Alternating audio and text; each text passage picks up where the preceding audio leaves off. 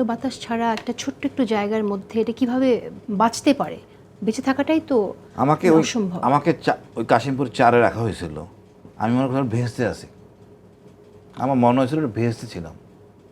কথা হলো আপনার মানসিকভাবে, এই যে আমাকে আয়নাগর দিতে গেলেন না পা, সিরাটা গেঞ্জি, সিরাটা লুঙ্গি, যেটা আমার কেয়ারটেকারও পরে না, একটা নিম্নমানের ব্রাশ, তাও দেখা যাচ্ছে এই ব্রাশ আরেকজনে ব্যবহার করে ফেলছে।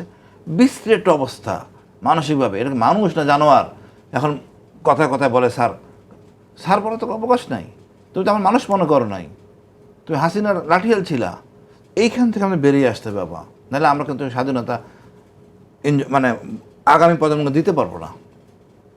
আমাদের সংস্কার করতে হবে দলের মধ্যে, এই আমাদের এই প্রশাসনের মধ্যে। আমরা রাষ্ট্রের কাছে কী চাই? বিচার ব্যবস্থা আর পুলিশের সেবক। পুলিশের কাছে আমি যাই না, কোনো উপকার পাই না। আর বিচার ব্যবস্থা দেখেন, ওই যে কোর্ট একটা বানানো হয়েছে পুরান ঢাকায়, সাক্ষী হয়ে নিয়ে যাবে কে? আমি তো নিয়ে যাব। এত দূরে যাওয়া আসা, আপনাদের ডেট পাল্টে, আপনি ডেট নাই, নতুন ডেট 4টা কোর্ট বানালে অসুবিধা কি ঢাকা শহরে?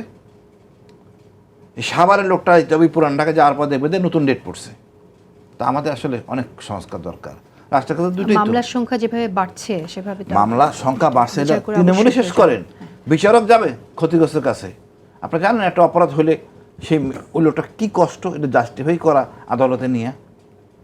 আপনি সহজ করেন বিচার ব্যবস্থা। এত লোক নিচ্ছেন, 4টা আদালত কেন করেন না?